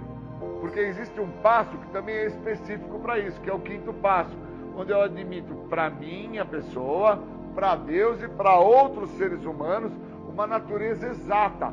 Qual a natureza exata? Eu vou admitir ali que eu sou invejoso, eu vou admitir ali que eu tenho ganância, eu vou admitir ali que eu tenho inveja, que eu tenho uma síndrome de baixa estima e que eu não acredito que o outro é merecedor do tênis ou do chinelo ou do boné que eu roubei do outro. Que quem deveria ser a pessoa que deveria ter o tênis, o chinelo ou o boné seria eu. A incapacidade de conseguir. Então essa troca, esse momento é ímpar. Então quando eu sou convidado por um grupo para mim falar, eu preciso entender do que eu estou falando. E eu preciso entender que tem uma trajetória dentro do programa que eu tenho que vivê-la. Se eu não viver essa trajetória que tem dentro do programa, eu sou um cara que estou fadado a sofrer dos horrores da doença da adicção. O uso do álcool e da droga é o resultado final desta doença. Então eu não estou falando que eu estaria fadado a ter problema com o álcool e com a droga. Eu vou ter problema com a doença. Por isso que os sintomas da doença, que se mostram no primeiro passo, se mostram em 11 tipos diferentes. Justificação, racionalização, desconfiança dos outros, culpa, vergonha, desleixo, degradação, e assim vai. Eu estou fadado, se eu não entender a trajetória do programa, a sofrer dos horrores da doença. Pois dos horrores do álcool e da droga, eu já sofri também. Que são as vezes que eu acabo por vomitar, por tanto beber. São as vezes que eu tive parada cardíaca de tanta droga que eu cheirei. São as vezes que eu tive problemas de ordem pulmonar, falta de ar, por causa de tanto crack que eu fumei. Eu tive diarreias contínuas, por causa de comprimidos que eu tomei esperando ficar alucinado. Xaropes que eu tomei esperando sentir uma sensação diferente. Então esses horrores, que acabaram de uma certa forma sendo de forma física, eu já conheço os mesmos. E eu preciso compreender aonde que eu me torno fadado a sofrer dos horrores da doença da adicção, sendo que os sintomas da doença se mostram a partir de uma parte muito pequena, a qual eu não quero tomar contato, que é a negação. Pois falar da grandiosidade, do que eu justifico, do que eu racionalizo, do que eu questiono, do que eu transfiro, essa parte é muito fácil, porque são expressões que têm uma dimensão grande. Agora, e a dimensão gigantesca, avassaladora que é o que eu nego? Sou portador de uma doença, cara. Não sou portador de uma deficiência moral. E dentro desta doença, algumas deficiências morais vão se tornar de ordem patológica. Eu me torno um mentiroso patológico. Eu me torno um abusador patológico. Eu me torno uma pessoa gananciosa de forma patológica. Eu me torno uma pessoa extremamente adoecido dentro de parâmetros da doença, a quais a trajetória do programa, uma vez usado na sua totalidade, vai ser extremamente eficaz para parar o maior problema de todos os problemas que eu já tive dentro de uma vida, a qual eu sobrevivi dentro desta vida, para manter vivo uma vida de adicção ativa. Eu preciso, no mínimo, ter essa percepção. Se eu não tiver essa percepção, eu estou fadado, condenado a sofrer dos horrores da doença. Vou chegar ao óbito? Sim. Mas antes de chegar a este óbito, que seria um prêmio à minha vida, eu vou passar por um processo de grande humilhação. Será que eu tenho capacidade para suportar esse processo de grande humilhação? De ser chamado pela minha mãe, pelos meus amigos, pelos meus vizinhos, de incapaz, de ser chamado de ladrão, de ser chamado de drogado, de ser chamado de vagabundo? Eu tenho capacidade para passar por isso? Ou eu vou me sustentar nessa trajetória desta realidade através do que eu já vinha me sustentando antes, e agora, quando eu chego a uma oportunidade ímpar, que é o programa, algo que é eficaz para deter a doença da adicção, agora que eu chego a essa oportunidade ímpar, eu não vou deixar ela ser eficaz por parte da minha egocentricidade, por parte da minha imposição e da minha exigência. Eu preciso realmente mudar a minha maneira de pensar, senão eu não vou desfrutar do benefício que o programa tem a me oferecer. Então, para mim é muito importante ter sido chamado para vocês e trazer como foi a minha trajetória, porque eu só vou deixar com que essa trajetória não se repita a partir de agora, que eu me encontro em sobriedade há 25 anos, se eu interpretar através da trajetória do programa, que diz, falamos e ouvimos os outros, e eles nos mostram o que está funcionando para eles, se eu interpretar, o que é que está funcionando para esses caras? Que estão falando para que eu não faça da maneira que eu estou fazendo o programa. É isso que está funcionando para eles. Então eu queria agradecer muito pelo convite, agradecer por poder falar sobre isso. Obrigado. Você está ouvindo o programa Independência, a voz da recuperação.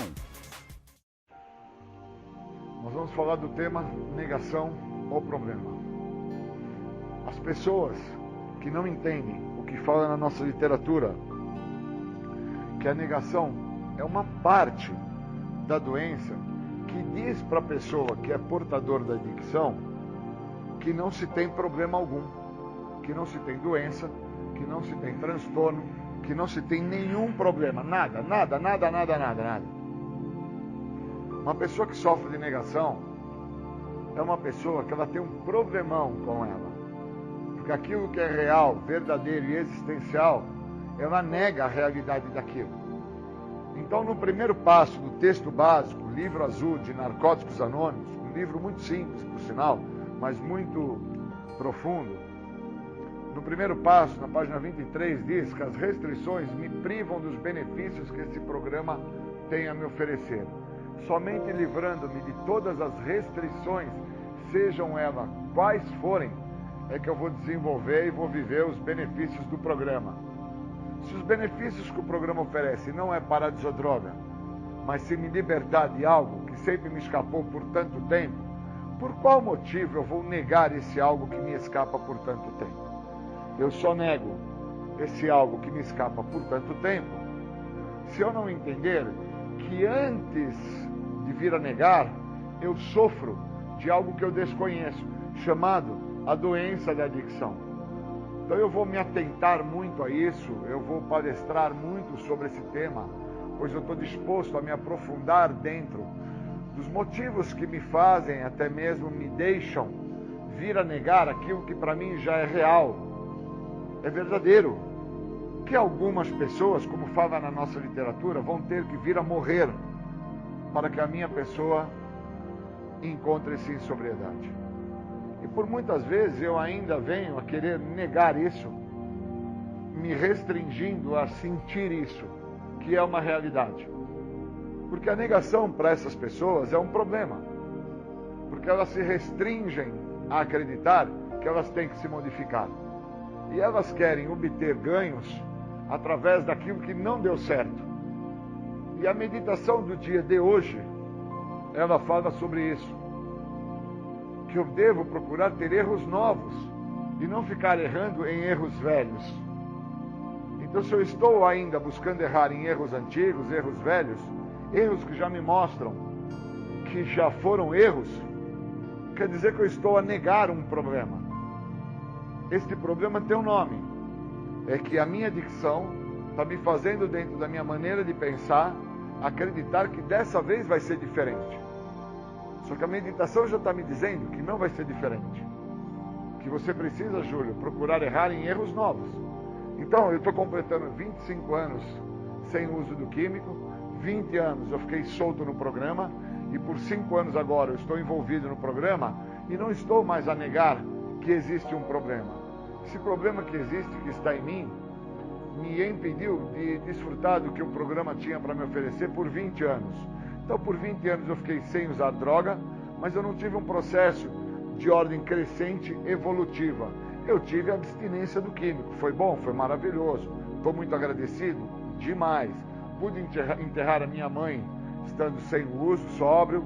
Pude enterrar o meu irmão estando sem o uso, sóbrio. Pude ir no enterro de vários amigos e vários familiares de amigos meus também sóbrio. Mas eu não tinha entendido os motivos que me fizeram ficar sóbrio. Porque eu sempre vinha negar uma realidade.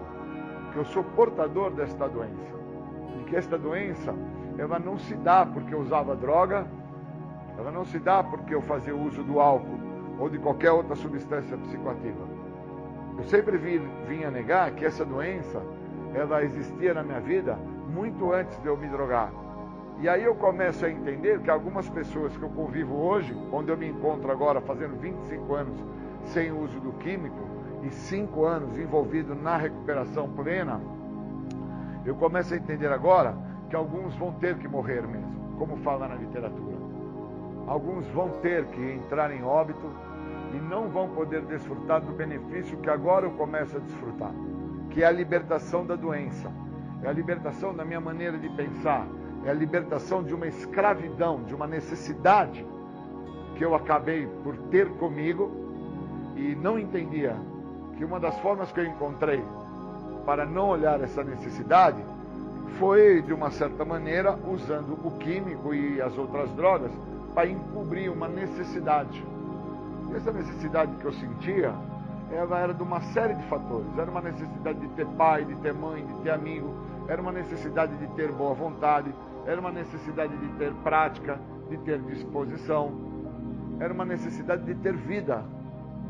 E como eu não entendia isso, porque a doença da adicção, ela trabalha num tríade, que é na minha maneira de pensar, na minha forma de agir, no meu jeito de ser, essa doença ela sempre esteve atuante na minha maneira de pensar. Então, todas as vezes que alguém falava para mim, você não está vendo que você tem um problema? A minha primeira manifestação era o problema que eu trago comigo, a negação. Então alguém falava, olha, mas você não está vendo que você é preguiçoso? E eu negava, justificando, racionalizando.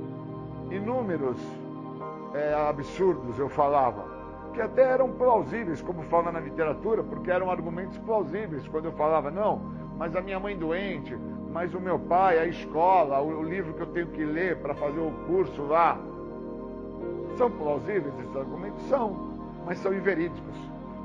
Porque o que estava manifestado em mim, que era um dos aspectos da doença da adicção, eu não tinha uma relação com esse aspecto para entender que isso faz parte da doença. Pois eu nunca entendi o problema. Sempre me escapou interpretar esse problema. Como fala na literatura, que eu serei libertado da doença da adicção. Um segredo que sempre me escapou.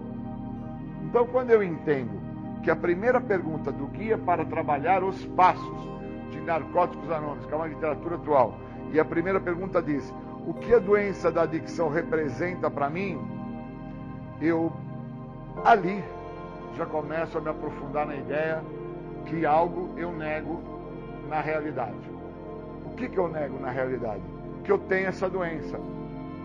Então quer dizer que o fator que fala nesta mesma literatura sobre a negação ser uma parte desta doença que eu nego e que me diz que eu não tenho esta doença, este item é um item que eu tenho que me atentar muito.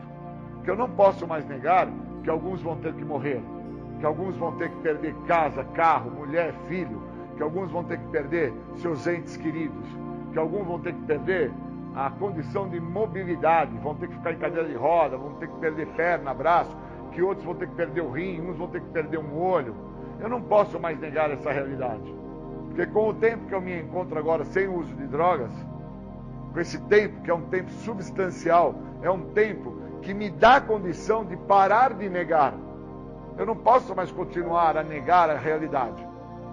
Eu fico olhando para o outro, tentando que o outro se recupere, sendo que a pessoa mais importante do singular sou eu.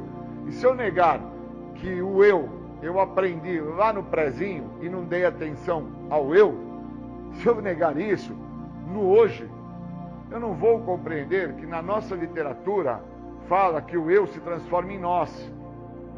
E eu tenho que aprender com o nós. Porque senão eu vou negar uma realidade que está em evidência. Qual a realidade que está em evidência? Que muitos de nós vão negar ser portador desta doença. Porque esta doença diz para muitos de nós que você não tem problemas. Só que os problemas são inúmeros. É problema amoroso, é problema financeiro, é problema de saúde, é problema de relacionamento, é problema no trabalho, é problema na escola, é problema com seus filhos. São inúmeros problemas. Então a negação, ela é um problema.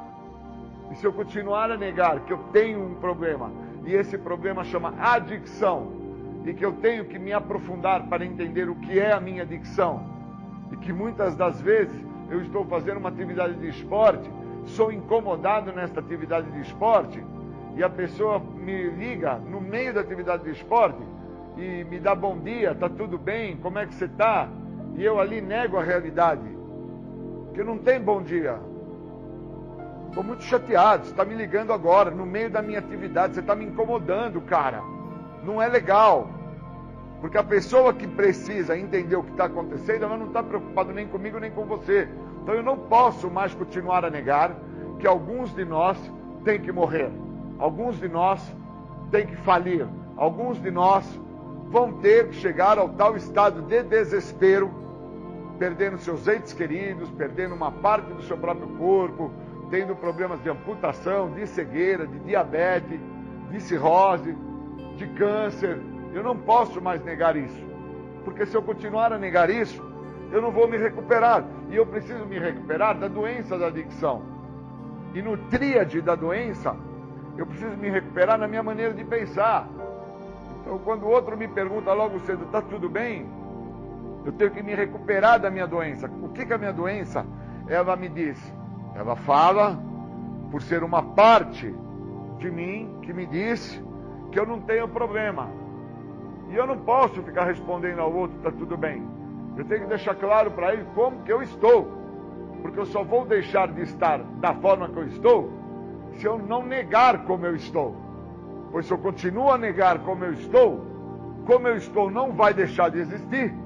E eu vou continuar a ser uma pessoa que nego um problema. Se é na atividade do esporte, como eu falei que eu sou interrompido, ou então, se é quando eu estou dentro da minha casa no meu lar, ou se é quando eu estou sentado fazendo uma leitura, ou se é quando eu estou fazendo ou executando um trabalho profissional, que sou incomodado naquele momento. Eu não posso negar o problema, o incômodo. Eu não posso negar que aquilo me atrapalha, que aquilo não é bom para mim. Então a literatura, ela é muito profunda. E eu fiquei por 20 anos negando a realidade de que a literatura poderia me ajudar. E aí agora que eu entro dentro da literatura, me aprofundo, conquisto um apadrinhamento, conquisto amigos que leem a literatura, faço parte de um grupo de pessoas que se envolvem com a literatura. As mesmas, logo cedo, me falam, Júlio, você viu a nossa meditação, que maravilha? Ela diz para nós errarmos em erros novos e não nos velhos erros.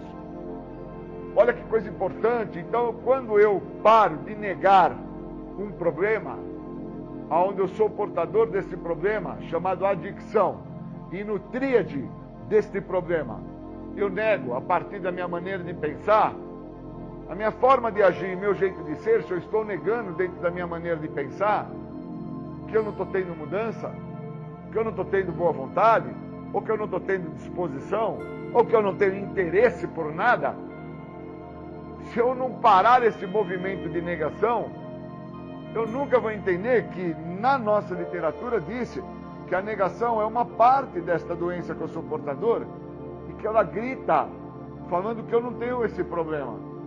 Mas esse problema eu tenho porque se mostra presente quando eu nego a realidade daquilo que eu estou sentindo. Então eu tenho que me atentar à negação. Eu tenho que me atentar que no primeiro passo, que é dividido em vários tópicos, antes de eu entender aquilo que eu nego, eu tenho que compreender a doença. E uma vez depois que eu entenda a doença e entenda o que eu nego, o próximo tópico que me vem é o meu desespero, o meu isolamento, aonde eu chego ao fundo do poço.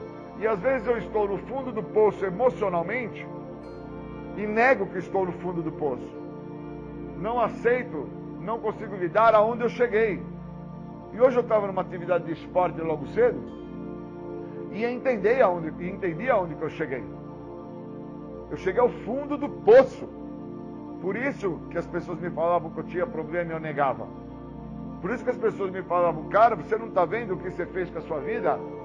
Porque eu não enxergava que eu tinha feito com a minha vida em várias áreas da minha vida. Eu não enxergava que eu tinha perdido mulher, que eu tinha perdido filho, que eu tinha perdido a casa, o carro, o emprego. Eu não enxergava que eu tinha perdido a escola. Porque cada um dessas perdas não se deu de uma única paulada. Foi gradativamente e de forma crescente. Foi um pouquinho por vez. Então na escola eu não perdi de uma vez. Eu perdi primeiro no primário, depois eu perdi no ginásio, depois eu perdi no cursinho, perdi na faculdade, aí eu perco na totalidade. No trabalho eu também não perco de uma vez.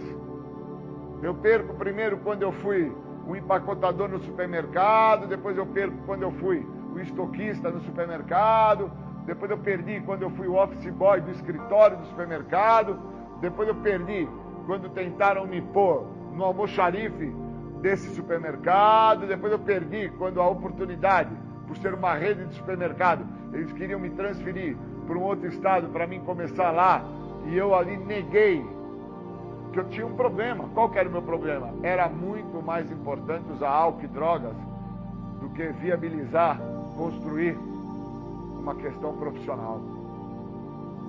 Então eu tenho que me atentar à doença, eu tenho que entender que a negação é um problema desta doença e que eu tenho que reconhecer que alguns têm que morrer,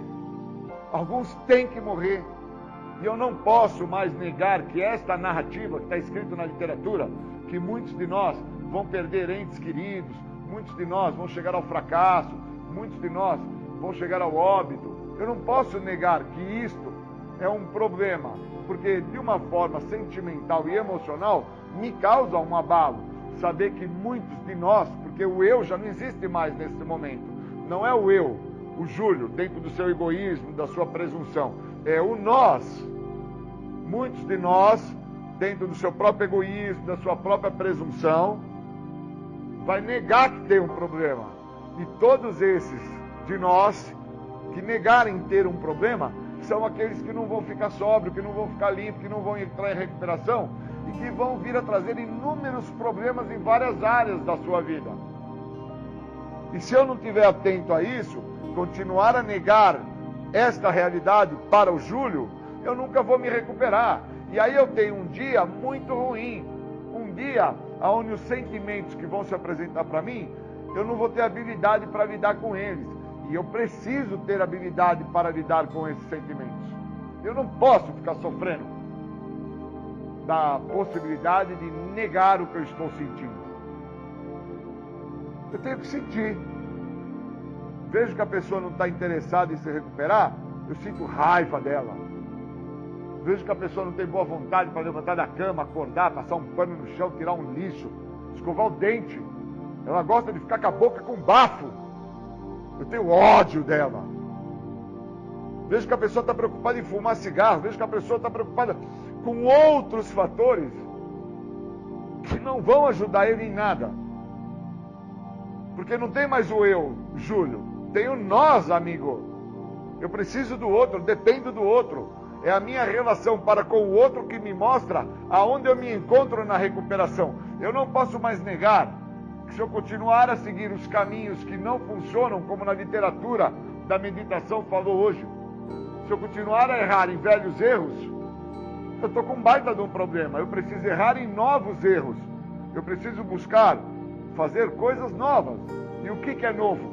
É ter boa vontade, é acordar, é ter disposição, é escovar o dente, é arrumar minha cama, é passar um pano no chão, é tirar o saco de lixo, é reconhecer se eu fiz uma leitura ou não, porque recuperação não é, cara, parar de usar droga. Parar de usar droga, eu não posso negar que é algo necessário para que eu entenda o que eu tenha que fazer. Então eu não posso negar esse problema, que parar de usar droga é o grande problema. Não vou negar isso. Mas existe um fator de negação que diz que as restrições me privam do benefício que esse programa tem a oferecer. E eu não posso negar que esse programa me oferece um benefício onde sempre me escapou. Que dentro do tríade da doença, o que sempre me escapou foi mudar minha maneira de pensar.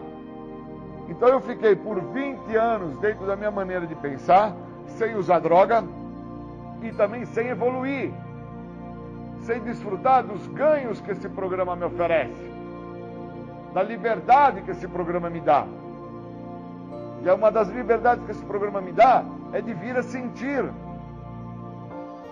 Então eu vou me atentar, sim, a semana inteira, o mês inteiro, todos os dias, enquanto assim eu sentir a necessidade, sobre o que é a negação. Porque a negação é um grande problema. É o que me impede de ser quem eu sou de verdade. É o que me impede de deixar claro que eu não quero me modificar. Eu quero ter ganhos. Eu quero um carro, eu quero um notebook, eu quero um celular, eu quero um tênis, eu quero um fone de ouvido, eu quero uma bicicleta, eu quero ser pai, eu quero ser marido, eu quero fazer sexo, eu quero ter emprego.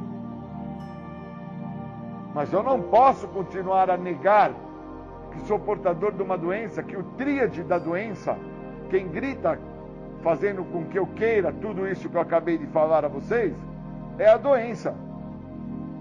É o ego. É a exacerbação do ego, que acredita e me faz acreditar, grita para que se você tiver carro, tiver família, tiver filho, tiver emprego, se você tiver esportista, se você tiver uma bicicleta, um tênis, um fone de ouvido, um Walkman, você não vai se drogar. E nós, não é mais o eu, é nós, sabemos que isso não é real. Isso é uma mentira. Então a negação é um problema. Eu não posso negar que isso é uma mentira. Sabemos, nós, pela experiência entre nós, que muitos de nós buscaram ter carro, moto, barco, lancha, casa, filho, família, empregos, inúmeras opções externas à sua própria existência, e nada disso foi o suficiente para deter ele de usar droga. E que muitas das vezes, quando mostramos a ele que nada disso foi o suficiente para parar ele de se drogar, a primeira palavra que um desses, que faz parte do grupo de nós, falou, foi eu não. Ele negou. Então a negação é um problema, ela não me deixa dentro do tríade da doença reconhecer o que fala na literatura, que a negação é uma parte da minha doença que me diz que eu não tenho a doença. Só que eu não posso continuar a negar, aqui fala a nossa adicção. No meu caso, a primeira pessoa do singular, o eu não posso continuar a negar a minha adicção. E eu continuo a negar a minha adicção quando eu nego para mim o que está acontecendo, quando eu não olho o que está me passando e de qual maneira está se passando.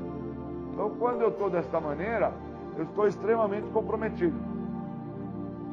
Eu não mereço continuar a negar, tendo um programa para me tratar. Obrigado. Você está ouvindo o programa Independência, a voz da recuperação. Vamos falar de tratamento, que o que é importante é falar de tratamento. Quando eu trouxe a narrativa sobre nunca é sorte, é sempre algo maior, eu tenho que entender que por muitas vezes eu não tive problemas maiores, até mesmo dentro da minha egocentricidade, que é o uso do químico, o uso inclui o álcool, que também é uma substância psicoativa, por causa que, de uma certa maneira, algo muito maior me preservou ali também. Porque senão eu não entendo que dentro da ideia de que meu pai, minha mãe, meus filhos, meus empregadores, meus padrinhos, pessoas do bem, são meus poderes maiores e são pessoas que estão ao meu lado para o bem, estes mesmos tinham menor peso em relação ao que eu denominava como meu poder maior, que era a cocaína, o crack, a maconha e a pinga. Eu preciso ter isso muito esclarecido comigo, para poder me retratar a falar sobre nunca foi sorte, foi algo maior que me protegeu. Porque senão eu não compreendo que eu nunca entendi este algo maior. E eu preciso deixar claro para o Júlio, para Deus e para o outro, que por muito tempo o que era maior na minha vida era o uso da substância psicoativa, incluindo o álcool. Porque a minha egocentricidade gritava aos quatro ventos sobre a importância que o uso de álcool e de drogas tinha na minha vida. Tinha tanta importância que eu larguei a família, larguei filho, larguei os empregadores, larguei os primos, os tios, os padrinhos, para viver na rua, para viver envolvido com o uso do álcool e de outras drogas. Então, se eu não deixo claro isso para mim, eu não assumo para o Júlio, para Deus e para outro ser humano uma natureza exata da minha história, que esta natureza está dentro da egocentricidade, um indivíduo ególatra, um indivíduo prepotente, arrogante, que acreditava que tinha até o controle, que pararia quando ele quisesse. E por muitas vezes eu falava para as pessoas, eu não estou nem pensando em álcool, não estou nem sentindo vontade, não estou nem pensando em droga. E na verdade, ali, esse poder maior chamado egocentricidade, o ególatra, o dependente químico, o alcoólatra, uma pessoa portadora de uma doença progressiva, incurável e de fins fatais, nunca tinha entendido que eu colocava num pedestal um Deus negativo, um poder destrutivo, um poder que iria me levar a uma miséria emocional, que iria envolver uma perda da minha própria identidade.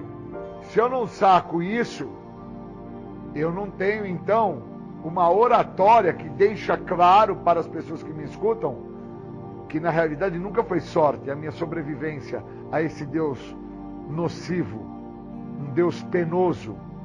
Nunca foi sorte.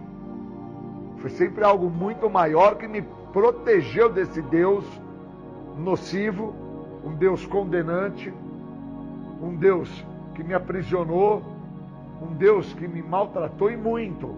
Porque eu, por muito tempo, eu idolatrei o uso do álcool e de drogas na minha vida como se fosse algo a não ter como não mensurar a grandeza e o benefício que aquilo me trazia. Porque todo o tempo que eu fiquei, foram 20 anos, usando álcool e drogas, eu sempre mensurei a parte benéfica e positiva, que na realidade nunca teve. Existia uma parte que não me deixava entender que por ter esta parte, que era a parte que me fazia não sentir o que era real, verdadeiro, existencial, pois sobre o efeito de substância química, eu estando vinculado a este Deus, a qual eu denominei como um poder maior, só que era nocivo, era destrutivo, era condenante, era algo que me aprisionava, eu não tinha esse entendimento de que eu me anestesiava através desse Deus e não entendia o que era real e verdadeiro que se acontecia na minha vida.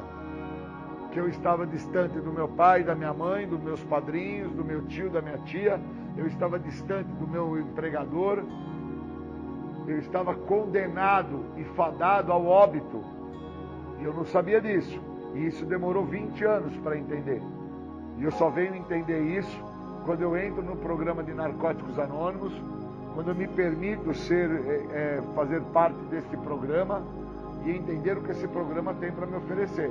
Somente aí é que eu consigo então viver o que o programa me oferece.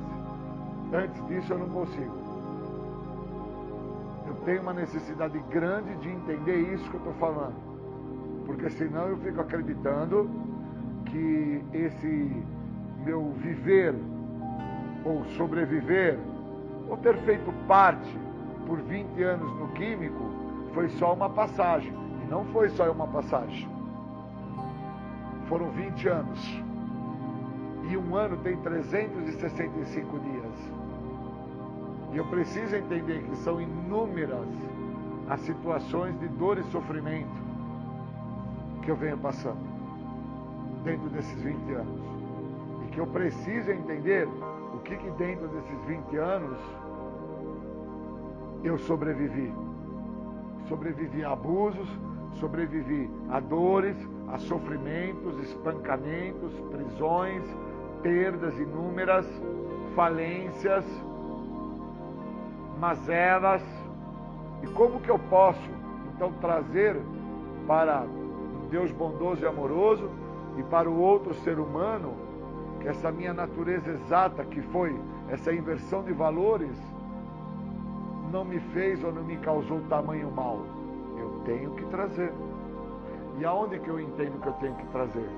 Quando eu estou junto com os iguais, com pessoas que sofrem das mesmas dores, das mesmas mazelas, pessoas que trazem os mesmos problemas que foram causados por esse Deus, a qual foi venerado, idolatrado, a qual eu não o deixava em nenhum momento, pois se eu tinha que escolher estar junto com os meus filhos, com a minha mãe, com o meu pai, com a minha família, ou estar num bar a beber álcool, ou estar em uma favela para usar qualquer tipo de droga, eu escolhia estar no bar e na favela.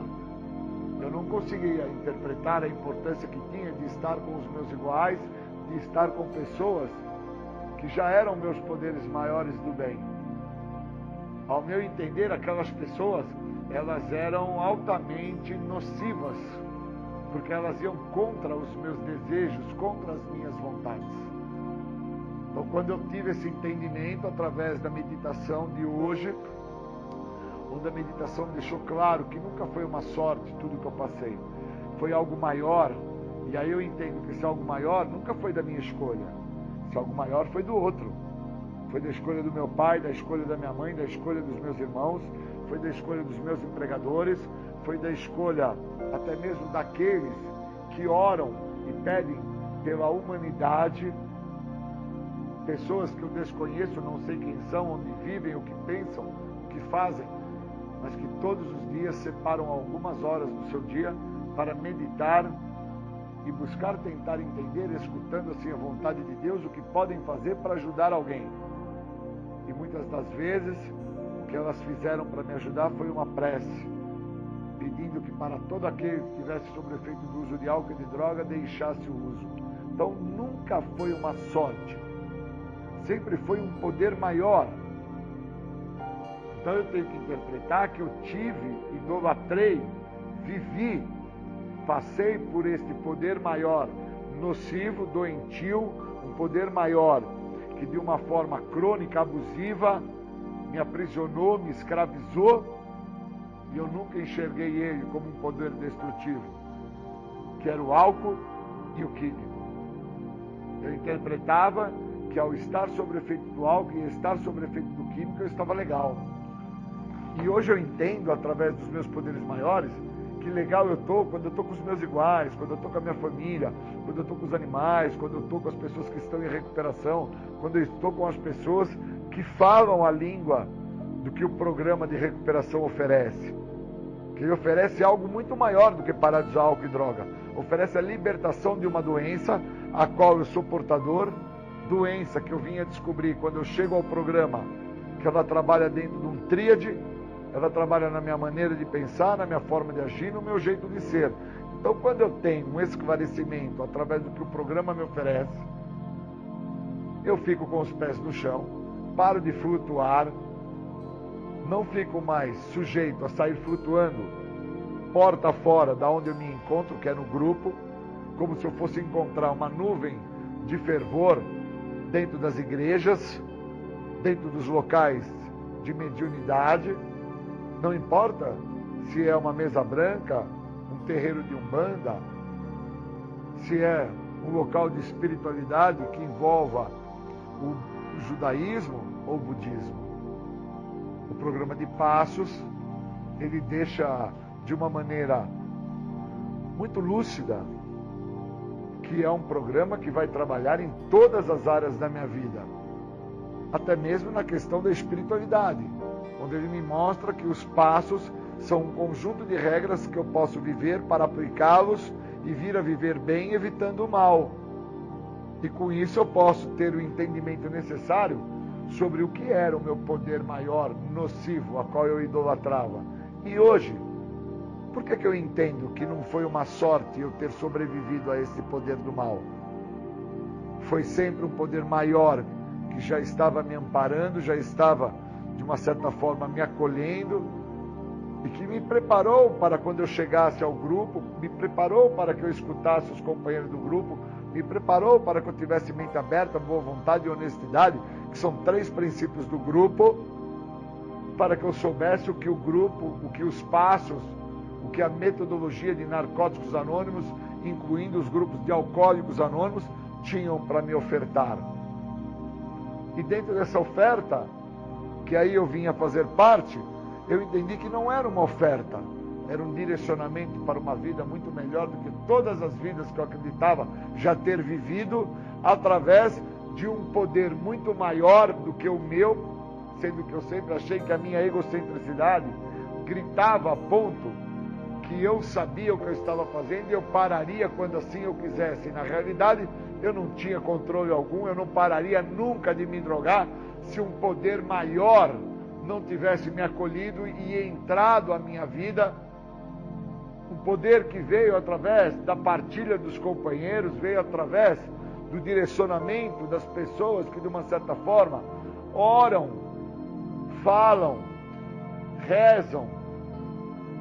Poder maior que estas pessoas, que eu nem mesmo as conheço direito, fazendo as orações que assim elas acreditam, me trouxeram a sanidade mental e me colocaram em contato com vocês, as pessoas a quais eu precisava estar junto, as mesmas que hoje me escutam, me acolhem, me apoiam, as mesmas que hoje me conduzem e que me mostram o que está funcionando para vocês, e assim eu sigo e passo a desfrutar de um benefício que esse programa tem a oferecer, que é a liberdade da doença da adicção.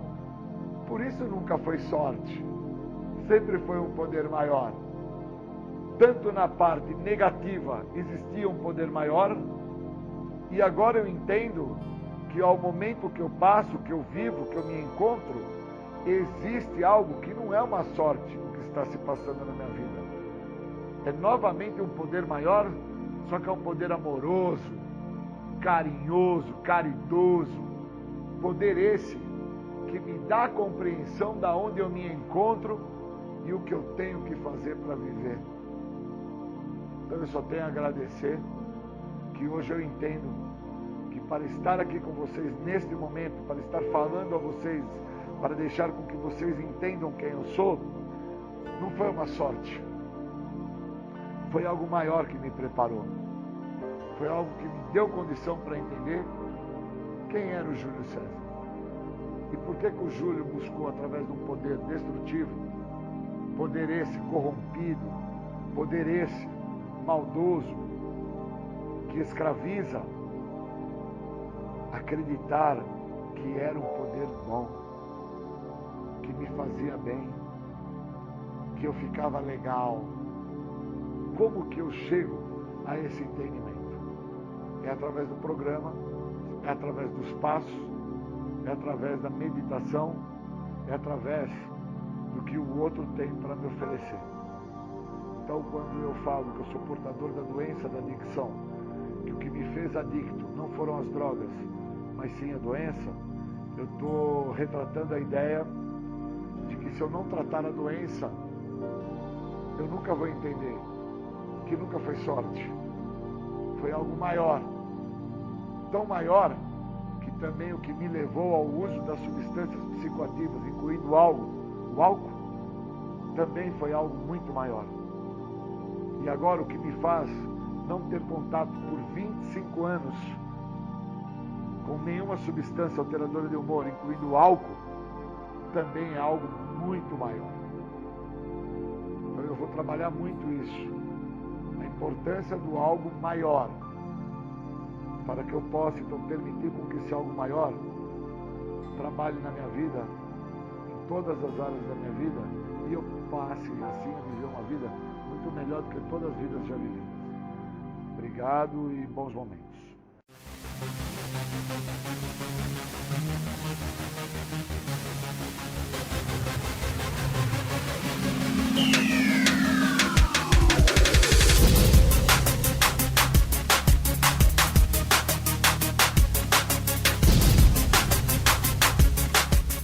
Você ouviu o programa Independência, a voz da recuperação, uma parceria da ADUSMEC, Associação dos Usuários da Saúde Mental de Capivari, e da Rádio Alternativa 106,3.